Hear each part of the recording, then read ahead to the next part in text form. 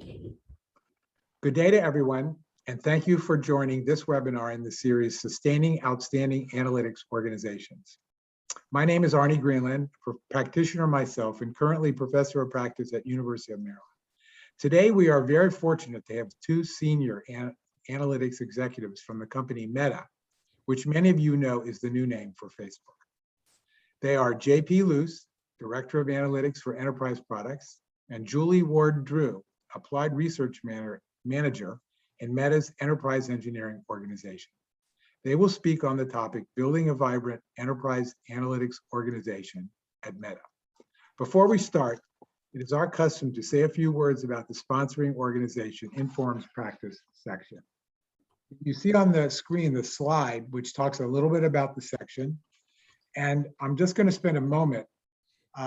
It has many really important activities. For example, it is the part of Informs that manages or organizes the Franz Edelman Award, the Premier Analytics Award from Informs, the very prestigious Daniel H. Wagner Prize, as well as the UPS Smith Prize. We also sponsor two webinar series. One is this one, but the other one is the Applied Analytics Success Stories, whose next speaker is December 17th, Dr. Bex Thomas from GE Healthcare. Alternately, each month, this series alternates each month with that one, and our next speaker in January is to be announced. By the way, we also have a networking happy hour, ordinarily the last Friday of the month, but this month, because of Thanksgiving, will be tomorrow. You can go to the link there to sign up. That's the main messages I'd like to present, so I'll stop sharing.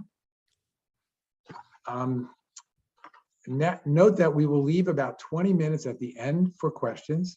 Please enter your questions into this section in Zoom called Q&A, and our speakers will answer as many as time will allow during the last portion of the webinar.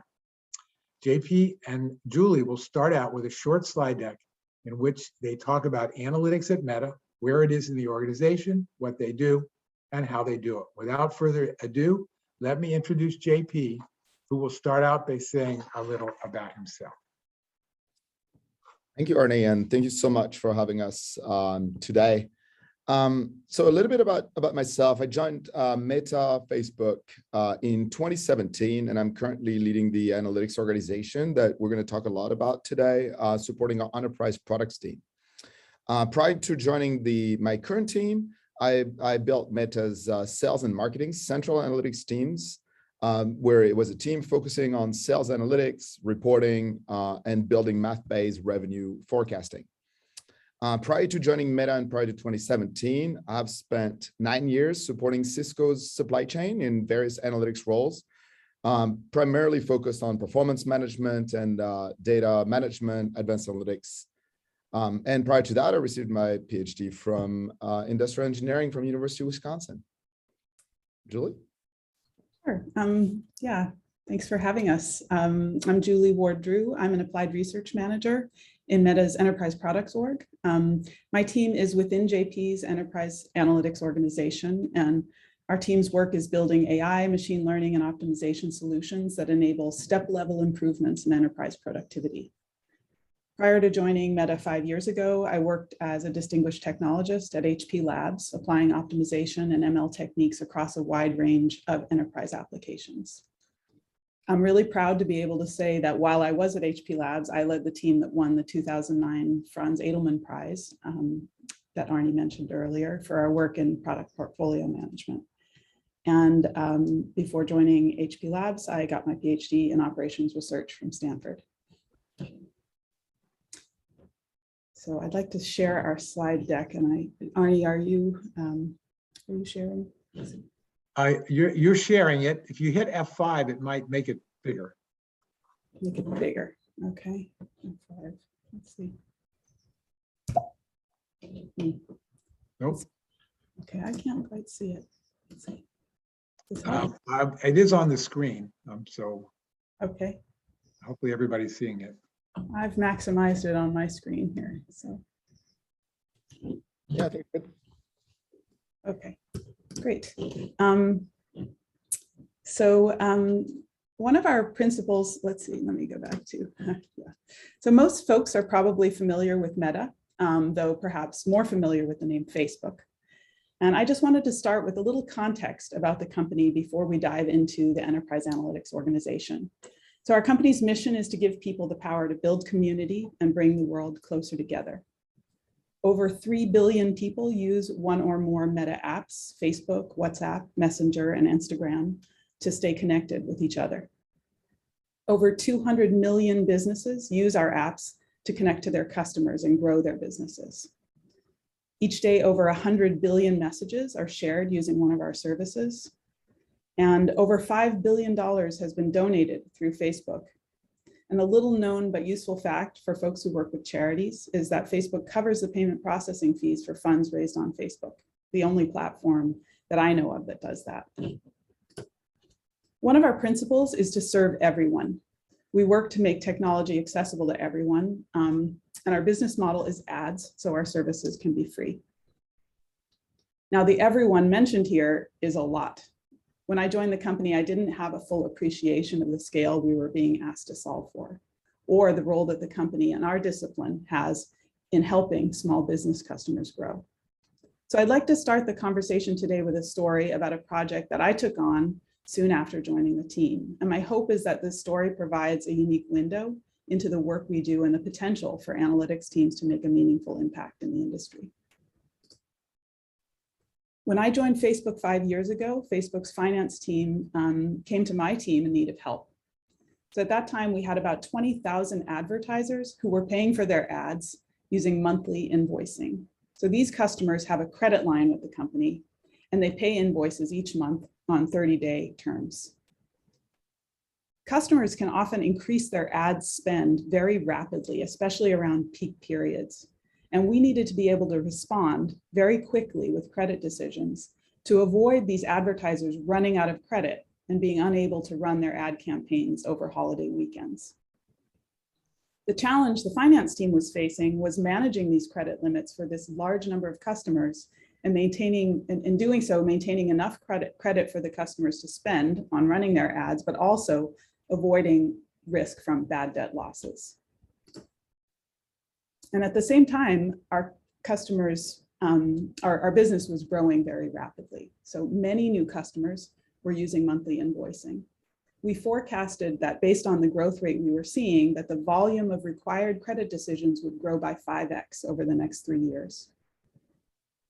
And these credit decisions are manual and time consuming. So credit analysts had to review the advertiser's payment history, maybe their funding, outstanding invoices, as well as their financials. So if we continued with the current practice, we would need to significantly increase the credit analyst team to handle the rapidly growing volume.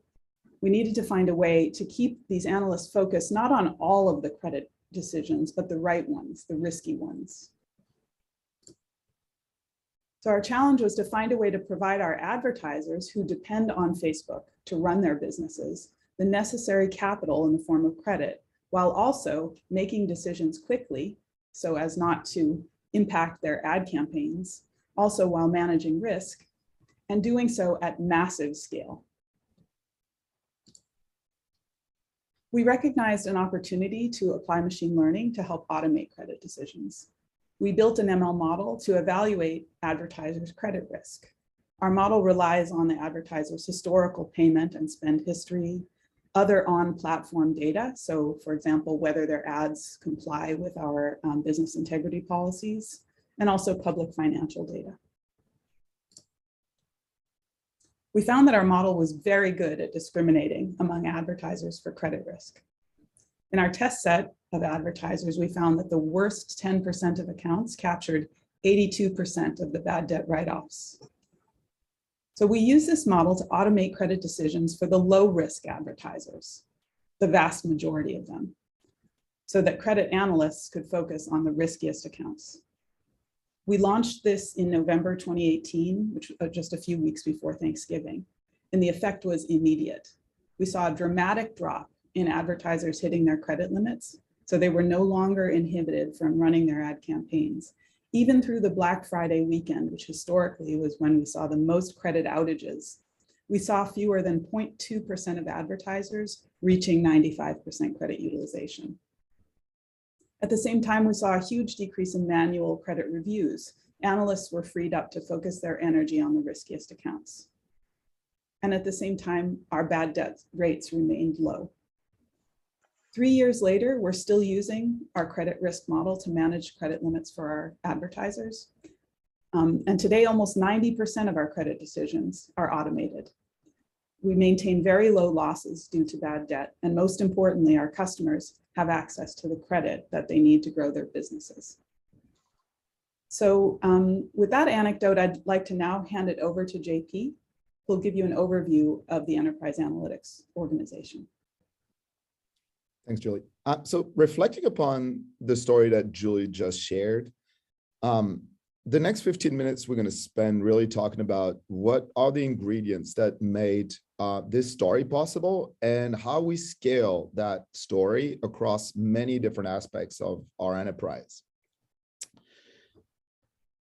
We are part of a broader organization. Our analytics team is part of a broader organization, which is called Enterprise Products. Enterprise Products is a team that essentially supports all of Facebook with solutions that essentially are built for our own employees and for our own business. If you think about our data centers and how our data centers support our billions of users, data centers require capabilities for us to manage the data centers in the best way possible. To our finance tools that manage revenue, like Julie just highlighted one of the examples, to our productivity tools that are used by every single Meta employee, to our experience that we create for employees when they return to the office, to our commerce organization that supports Oculus, portal sales, workplace, and the enablement of our business. So we are part of a broader organization called Enterprise Products. And that is about a team of 1,000 engineers and other roles that we will talk about. And to give a scale of our organization from an analytics perspective, roughly 1 in 10 members of that broad team is an analytics practitioner. So we have a relatively large footprint of and potential impact on the products that we build to support the enterprise. Within our organization, our goal is to essentially use our data to build the best products possible, to make our team successful, and to make our business partners successful across the company.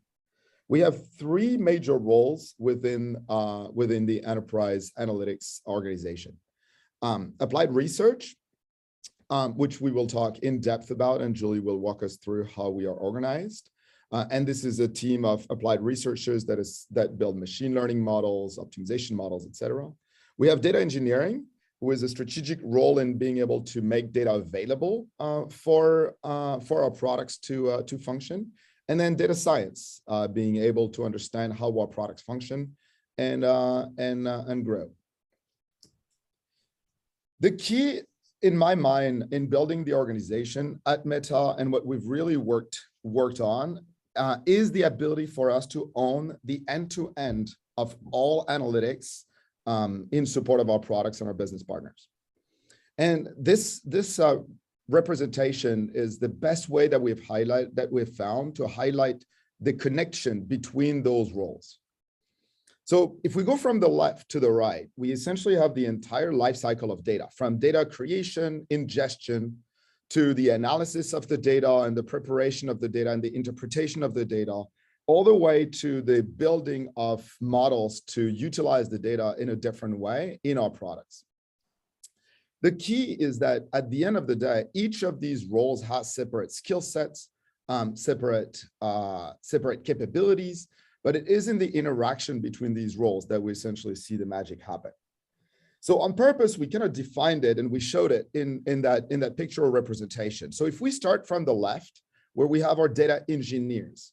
Data engineers are at their core engineers. They're teams they're team members that are able to work with software engineering very closely, that understands the ability for or the capabilities that are needed to extract the data, to make the data available either within the product or extract the data from the products, so that we can start doing analytics at scale. They share with data scientists the D, which is about data. And in our universe, what that fundamentally means and what that translates to is that they own the facts. They share the ownership of what the data means and what the data says with data science. That means understanding the underlying generation process. How is the data generated? Understanding and visualizing what the data tells us. Data science adds science, which comes to the interpretation of the data.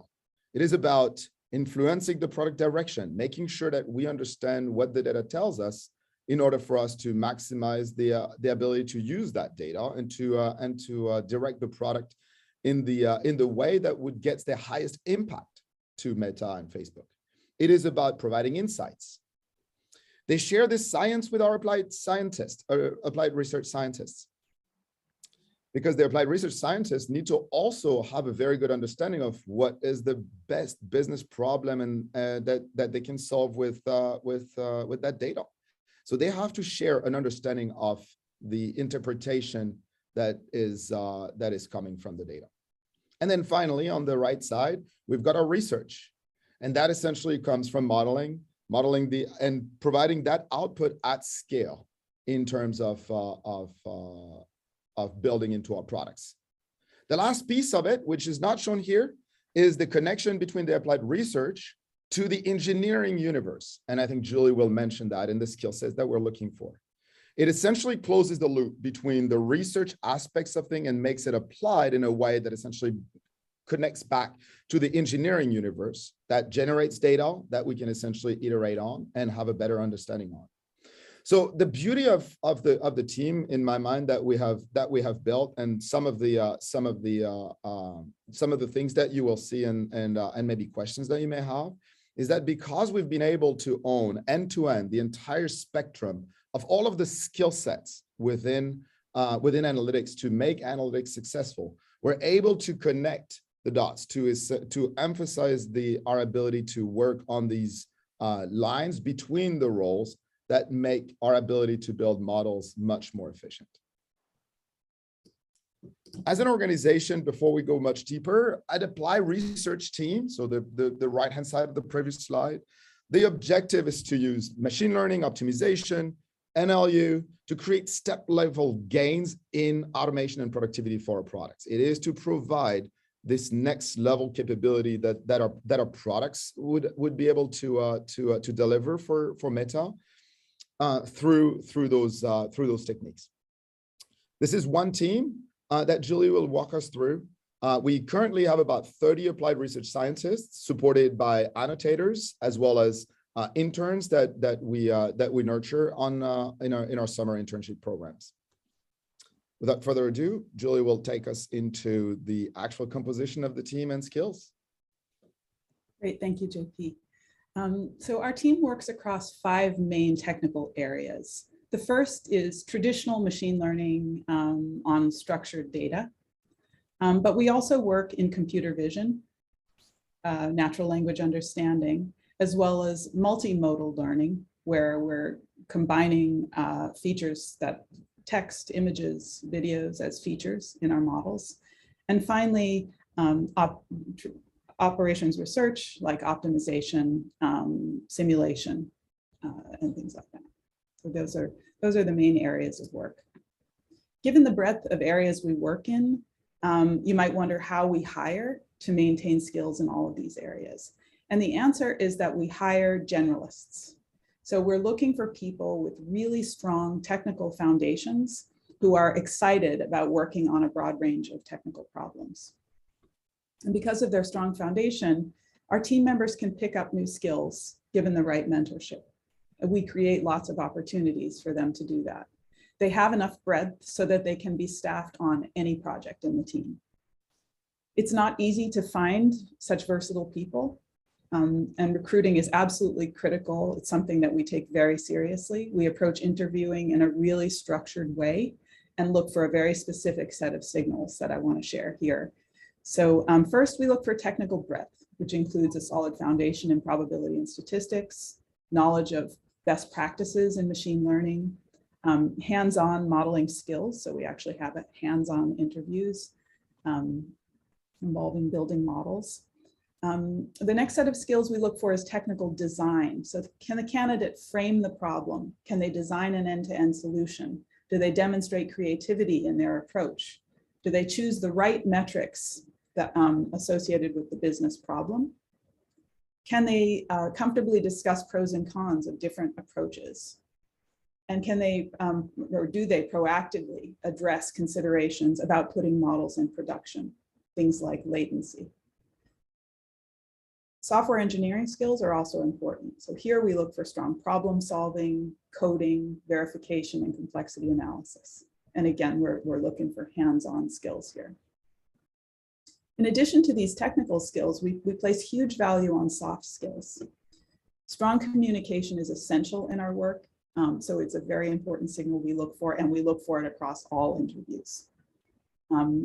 We also place a lot of importance on collaboration skills. So we look for ability to navigate conflict and empathy, for example.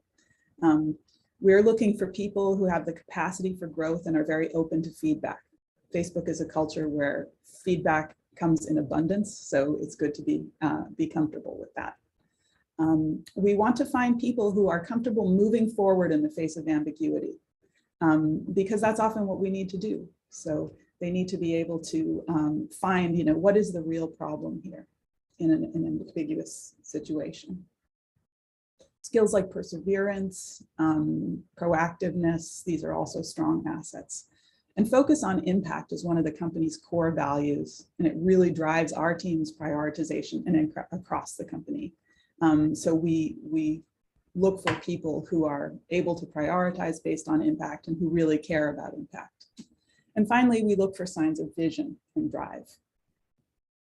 Among the people we hire, about 2/3 have a PhD in a technical discipline, many in CS or operations research or engineering fields. About 1/3 have master's degrees with a few years of industry or research experience. A really important source of talent for us is our internship program that JP mentioned earlier. So each summer we hire several interns. Before they arrive, we work really hard to make sure that their projects are ready to go, and that they can commit their 12 weeks or so to building models and building up domain expertise, learning to productionize models. We want them to be set up for success.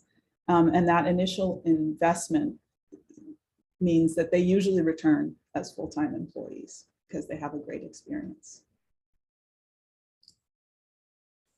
Hiring successfully is obviously important, but retention is even more so.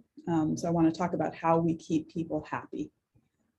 Part of what helps retain people is the Meta company culture. We have these 5 main tenets of the culture that we really select for people who resonate with these. So being open is one very important part. And what does that mean? So one thing that it means is that everyone at the company has access to the information they need to do their jobs well. But the entire code base is open. And learning from other people's work is one of the fastest ways to learn. Focus on impact, as I mentioned, is about, is very important at Meta, and it's about focusing on solving the most important problems. Moving fast is another core part of the Meta culture. So it's a culture of builders, and by moving fast, we can build more and we can learn faster. We want to be bold, so we tackle risky problems. And finally, part of our mission is to build social value, and people are driven by that mission and attracted to it. Layered on top of the Meta company culture, we have our own team culture. And I think that really helps to create a healthy team. So our team works on very exciting and impactful projects, which keeps people motivated. Whenever we can, we try to allocate people to projects in a way that aligns to the strengths of the team member. And at Meta, we define a person's strengths not only as the kind of work that they're already good at, but as the kind of work that energizes and excites them. And sometimes that can be work they haven't learned to do yet or aren't already good at. But we want to give people the opportunities to work on things that excite them. Mentorship is highly valued in our team, and we expect our team members to mentor each other. Our culture of mentorship is really complements this generalist hiring strategy. So suppose a team member has a great foundation in machine learning, but no experience in computer vision. By giving them access, first by giving them a task in computer vision, a project, and access to a mentor with skills in that area, we can staff this person on a project in computer vision and they get to develop a new skill. And really that's the best way to learn, is actually doing project. And team members really appreciate these opportunities. Having great colleagues is another great thing about our team, and it comes from having a really high hiring bar and helps to retain people. Our team members really enjoy having access to world-class tools for machine learning and world-class infrastructure for training models and serving predictions. And finally, we're really committed to supporting people's career growth. Since our team is rapidly growing, there are plenty of growth opportunities for new team members. So now I want to share sort of how we classify projects in the team. Within the team, we kind of have 3 different buckets and a portfolio of projects across these 3 different buckets. So the first and most common type of project is type 1. These are projects where we have a specific impact goal and is fairly low risk to achieve it. Type 2 projects are those where we still have a specific impact goal, but there's some risk around whether or not we can achieve the goal. Maybe there's risk around data or whether we can build a model that performs adequately for the task. But benefits can emerge even if the product fails, since it can lead to useful learnings. And we feel that if we're succeeding at everything, then we're probably not working on the right set of problems. Type 3 projects are very exploratory and are fairly rare, but they can lead to new understanding about our product ecosystem, and they might inform product strategy or business strategy. So having a portfolio of projects with varying degrees of risk helps us continue to drive impact while opening up possibilities for new areas of work. I'd like to share a vision of where the applied research team is headed. So our work will continue to be oriented toward the 4 product pillars of enterprise products that JP mentioned: knowledge products, finance products, commerce products, and supply chain products. The projects that we work on drive impact in areas such as improving productivity, most frequently. Also, other aspects of impact are improving safety of our employees, improving employee experience, or driving revenue. While we're working in these areas, we'll also be investing in infrastructure and common APIs to make the team more productive. So increasingly, we find common elements across projects that we work on. So we've been investing in building APIs that are reusable across different projects. So examples are in chatbots or search and recommendation, task automation, or entity matching. So we'll continue looking for opportunities to build these reusable APIs. Underlying these APIs are common components, things like embeddings or features or predictions that can be reused across multiple domains and APIs. Oops. And finally, we are investing and we're building up an auto ML platform to improve the productivity for our team in building ML solutions, and ultimately making it easier for business users to build solutions independently and leveraging our APIs and components. So that wraps up our overview of enterprise analytics and the applied research team within it. And now, Arnie, I'll hand it back to you for your questions. Okay, first of all, thank you for that really fascinating window on Meta, Facebook. I mean, it's a great organization and sounds like a fascinating place to work. So to the audience, please enter any questions while I'm asking a few questions. Please enter your questions into the Q&A section. You'll see something at the bottom of your screen that says Q&A, and then we'll leave time at the end.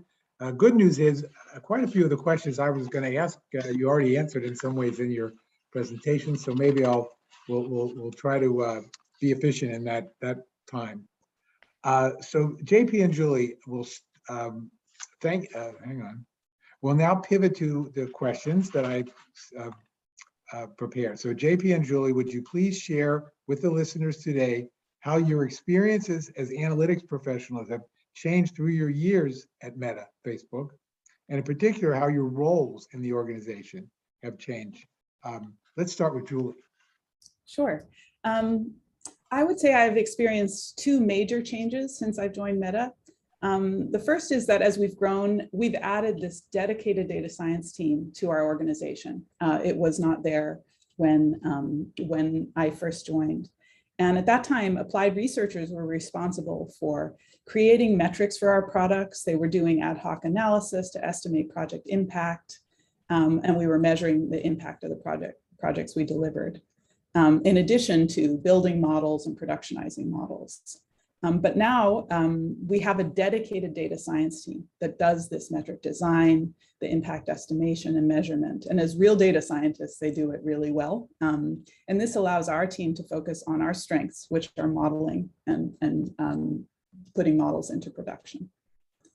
A change that I had personally was transitioning from being an individual contributor to a manager. So this at Facebook or at Meta, this doesn't mean giving up technical work. I was able to continue contributing technically, but I also had to build skills in people management. And reflecting on it now, I feel like Meta was like the ideal place to make that transition because the company provides a ton of support for new managers. JP, same question. Yeah, I would say that most of my career I've spent on the business side. I only joined the engineering side of the universe in 2019, so about 2 years ago, 2.5 years ago. And I've essentially always supported business organizations in supply chain or sales, mostly focused on operations. And so the role that I've always had in these has been at the frontier between business analytics and advanced analytics. So I think one of the things that I've gained over time and that I've seen change is the evolution of how leadership sees analytics in those business organizations. I think we've seen it from 2007, 2008 that I've started working. I've been lucky enough to see the development of the practices of business analytics through Informs, through the development of all of the Informs practices that has been spearheading a lot of that change. And I've definitely seen it in my job for sure, absolutely. I've kind of been the living example of what that looks like, with more senior leadership support, more understanding of what analytics can provide. To be honest, only after I joined this team have I really been able to put it all together. Usually it was always a little bit of a data engineering, a little bit of data science, a little bit of advanced analytics or forecasting or machine learning. And only within this team have we been able to start really tackling problems at scale with what essentially is almost like a limitless playground of problems to go address. So I think, I've pretty much grown through the entire spectrum of business analytics and seeing that to now essentially seeing really working at scale across an entire enterprise. Great, thank you. So now I'd like to focus on the analytics organization itself. And frankly, you said quite a bit about it in your slide deck, but would you share the approach to building the analytics workforce? For example, are you hiring or growing with the talent internally, combination of both, or is it something else? Yeah, I'm happy to take that. So, a lot of we talked a lot about the skill sets that we're looking for when hiring. So I'll focus the answer mostly on growing leadership, growing talent. And a lot of the technical leadership is at the end of the day going to be gained through experience and providing the opportunity for our individuals to grow is really critical to building a strong, high-performing team. The challenge that I think Julie highlighted in her personal experience in the previous question is that it takes intentionality from the leadership team. Growing people as leaders, technical leaders and managers and leaders is essentially giving them the opportunity to build muscles that they're not really necessarily super good at to start with. And we have to be intentional about providing these short-term inconvenience, all of the support that is necessary for the long-term gain and growth. And that's really the approach that we take within the team. We really help people achieve their career objectives by giving them the opportunity. Now, that being said, we've talked about the growth for the team. We've grown somewhere between 100% and 50% next year. So we also have to acquire talent. We cannot just grow from our internal pool of employees. And Julie highlighted the interview process. And one of the key points that I want to highlight in the interview process that I think makes it fair and limits as much as possible bias, but also allows us to really have people that are very generalist, is that we use a profile-based hiring, which means we don't just hire for our team. We hired applied researchers that would be able to work across many different areas across Meta. Now, after that, the people join our team because it's an awesome team that's growing and that solves really important problems. But they have the opportunity and they have the skills and they have the capabilities to go work across many different areas across Meta. And I think that builds us the ability to acquire talent that is also very versatile, that essentially gives us the flexibility to build really great products and scale. Finally, the last piece I was going to highlight is that we talked a lot about the type 3 projects, which are exploratory in nature, difficult, things that we don't necessarily have skill sets for, either within our team or across Meta. So we also hire and look for talent to support our big bets that we're making in terms of investments in certain areas. Examples of OCR, entity matching that Julie already mentioned. So these are the ways that we think about growing leadership and growing talent within our teams.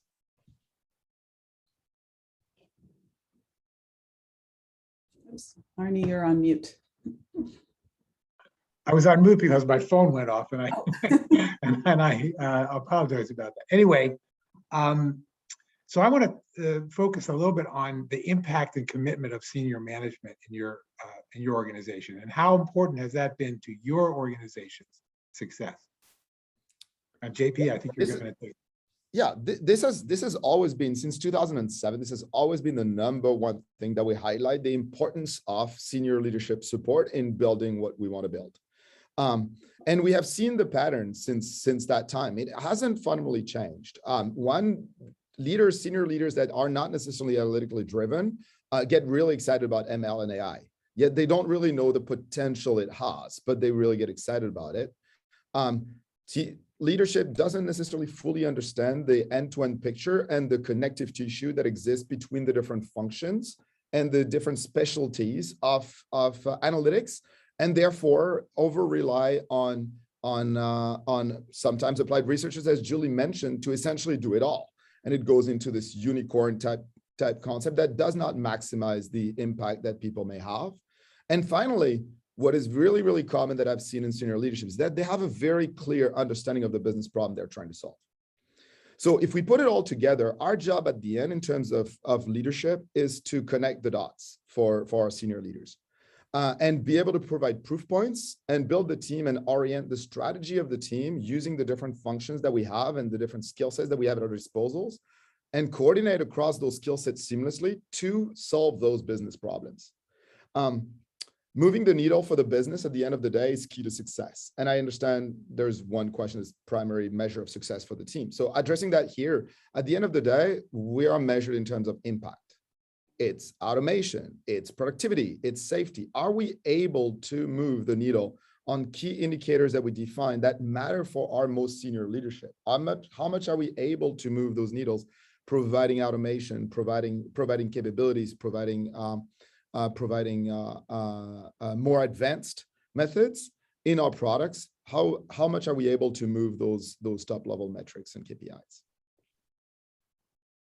Very good, very good. So Julie, you gave a very interesting example, the automated credit risk example in your talk, but is there another example that you would like to share with the audience?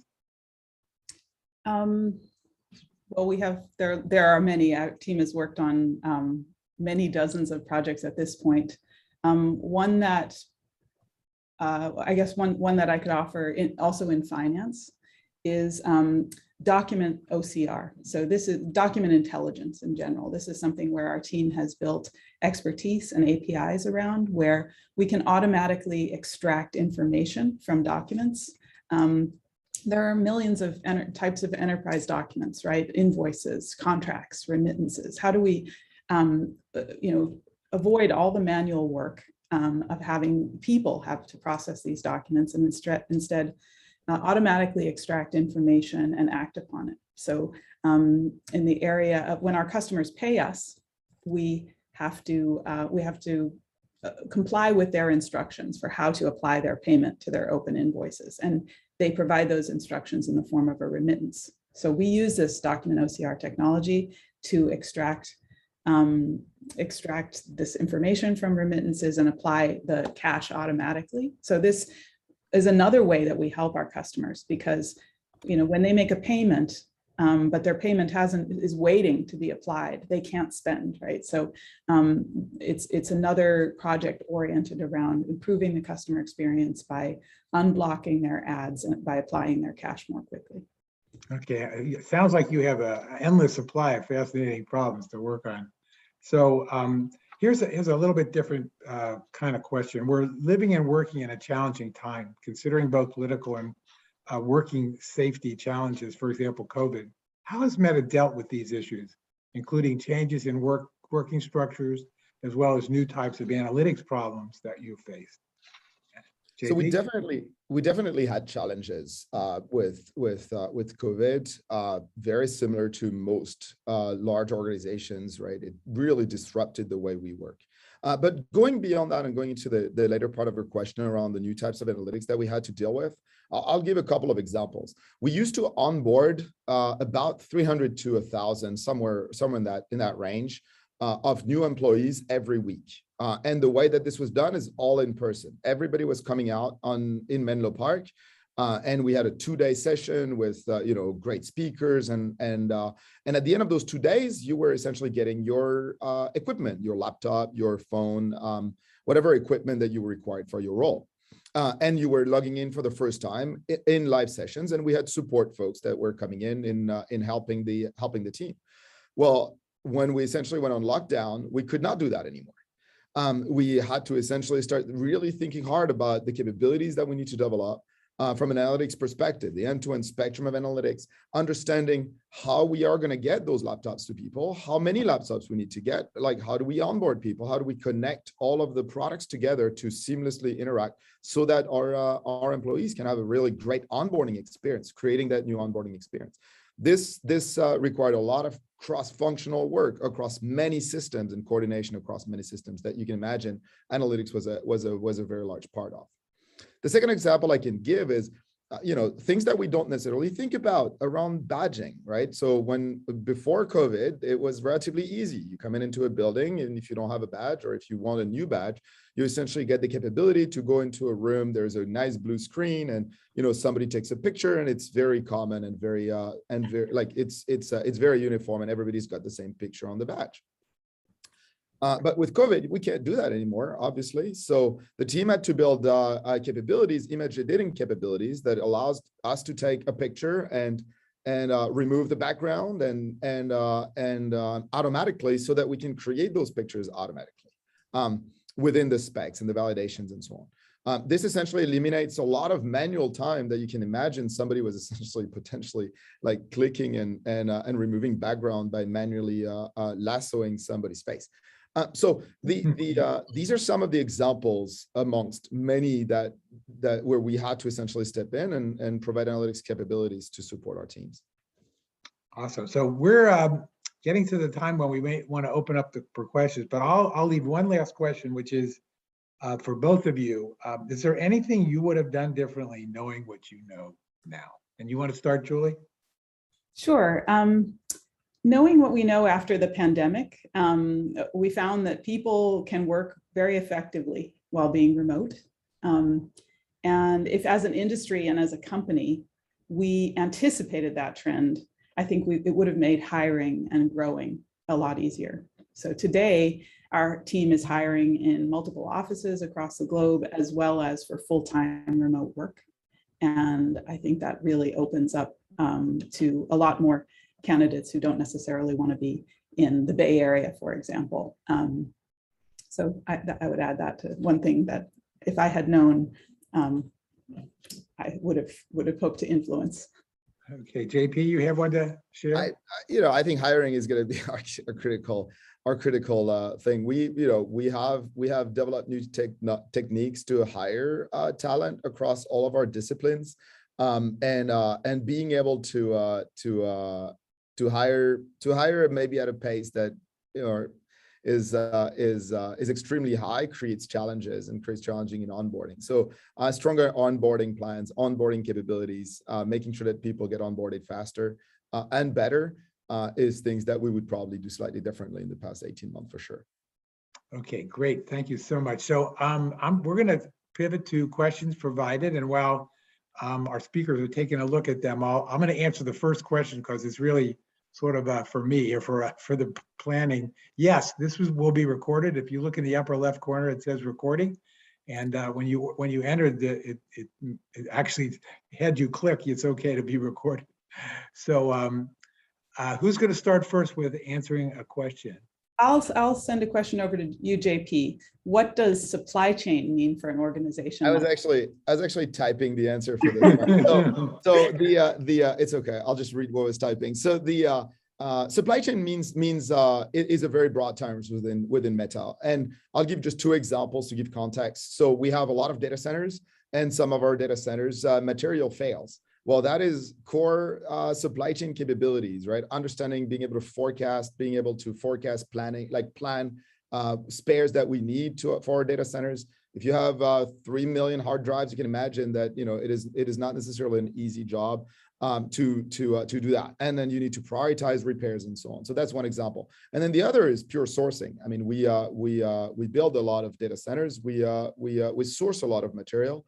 And so the sourcing function is also core to our supply chain. So these are 2 examples of what we consider to be part of our supply chain portfolio. Great question. I won't send the response then. Okay, I could take this another question. So in the end-to-end process that JP mentioned, which team works with applied research to put models into production? The applied research team builds models, and then we actually productionize them ourselves by, we'll either build a service or we will serve like batch predictions or batch decisions. And then we integrate that service or those predictions with the product that we're supporting. And that integration happens with the help of the engineering team. So that's sort of when the handoff happens. The engineering team is part of the enterprise products pillar, not inside analytics, but rather inside the enterprise products org. So we work very closely with engineers, with product managers, with product designers, as well as the analytics professionals like the data engineers, data scientists, and applied researchers. So, yeah. There's a really interesting question around remote work that leans. So we can potentially take that one if that's okay. Views on people working remotely. Would we hire a generalist who lives and works only in North Dakota?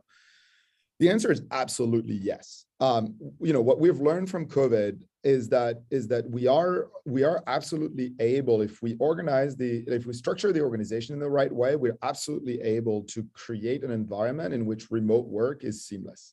So we actually have, I don't know if it was public in the news, Mark Zuckerberg highlighted that we want 50% of the organizations of all of Meta to be remote in the next 5 to 10 years. Within enterprise, we have spearhead that, and I believe that our organization is about 12 to 15% remote at the moment. Although everybody's working remote, but that will ultimately be all North Dakotans, if you will, in full remote as we start coming back to the office. And one of the things that we have done is put a lot of emphasis around hiring leadership that is also remote, so that we essentially can start building the entire end-to-end experience of employees with remote leadership, remote employees. But definitely the future. If COVID has taught us anything, is that the future is remote and borderless for sure.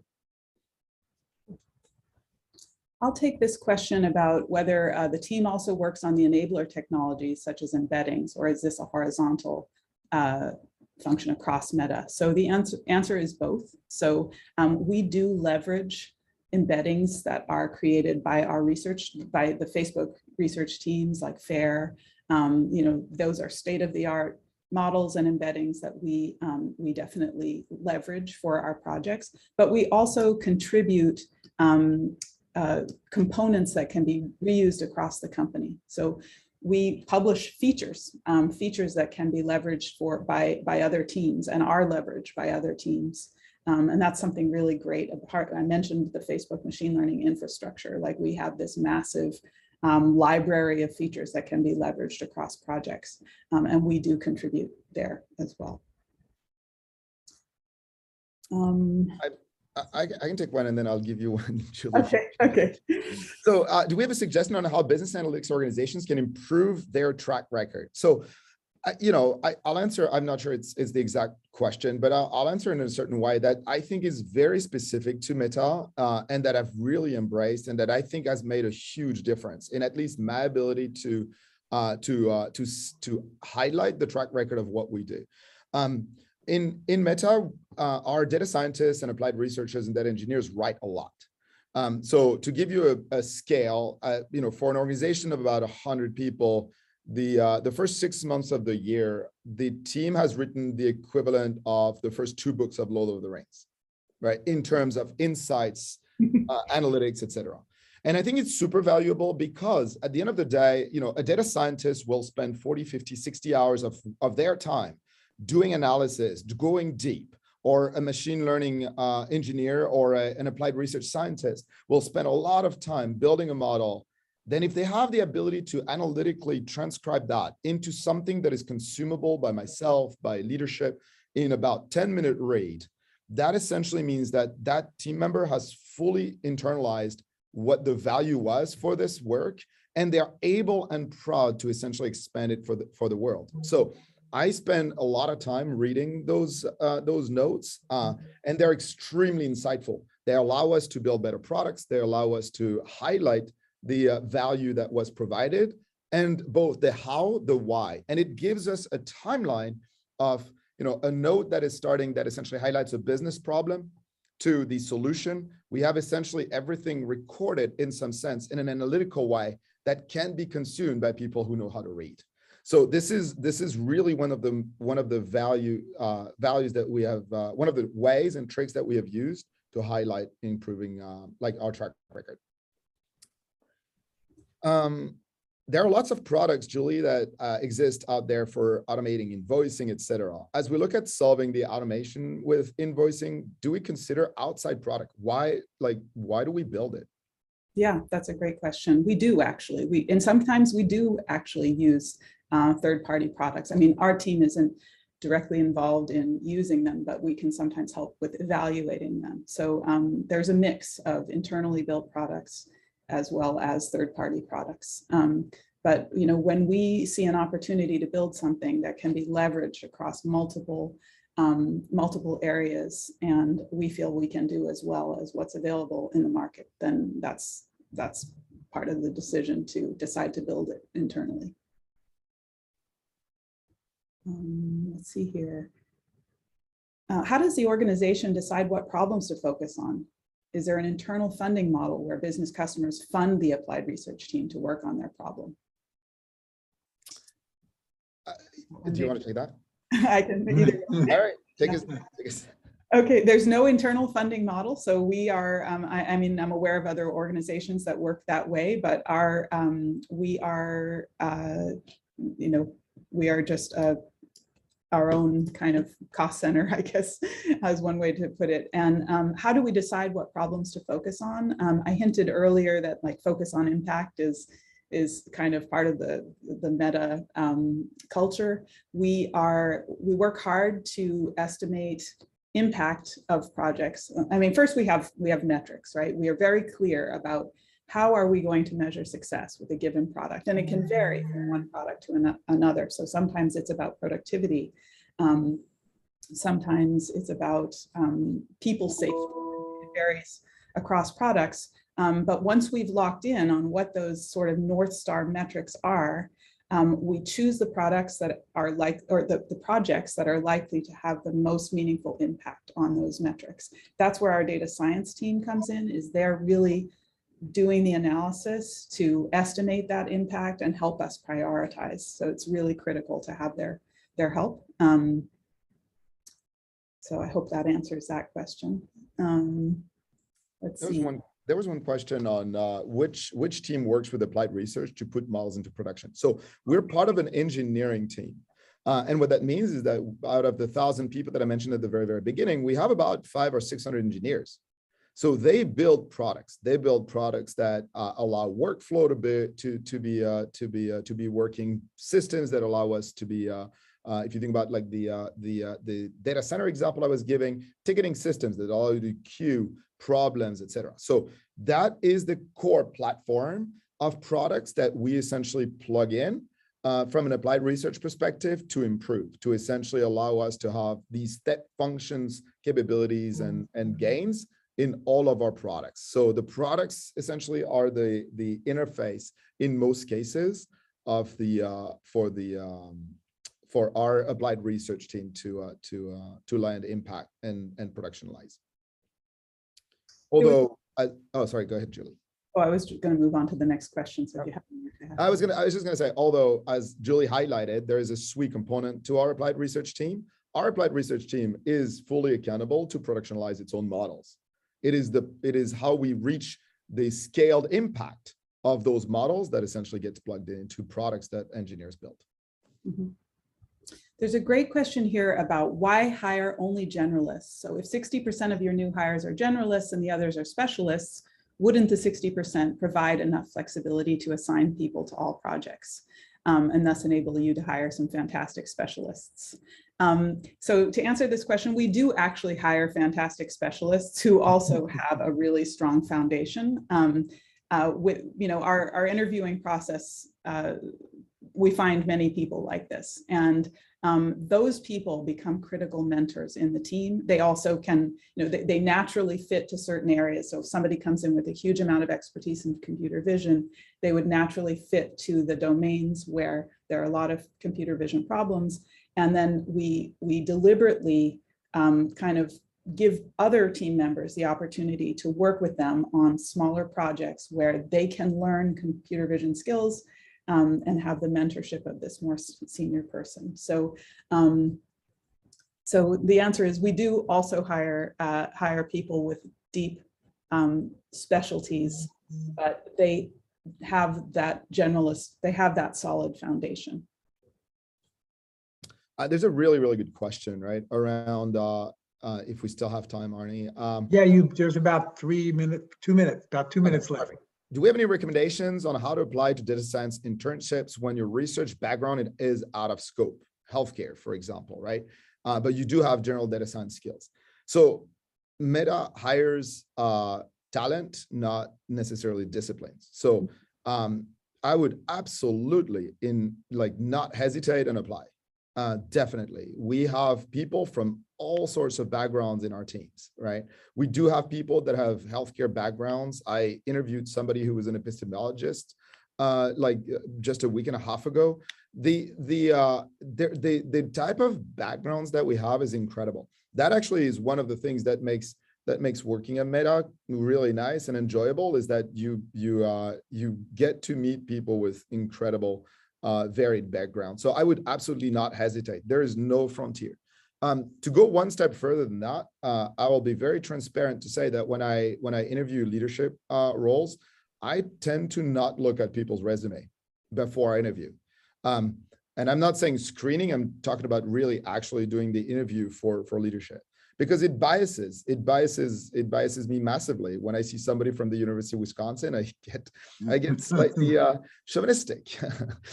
When I see somebody with a supply chain background or an OR background, I get a little bit biased. So in order for me to actually judge people on who they are and what they bring for the interview that I'm actually executing, I tend to not look at that. I do look at it afterwards, but it's after I've essentially interviewed and asked the questions and try to judge based on the merits. So absolutely do not hesitate to apply in any way, shape, or form. So we've reached the top of the hour. This has been an amazing session. I really want to thank both of you for taking the time to prepare as well as join today. And I'm sure this has been an awesome experience for all the attendees. And I think we're end of our time. Thank you very much. Thank you so much. Yeah, thank you so much, Arnie, for inviting us. Really enjoyed it. Our pleasure. Bye-bye. Bye. Bye.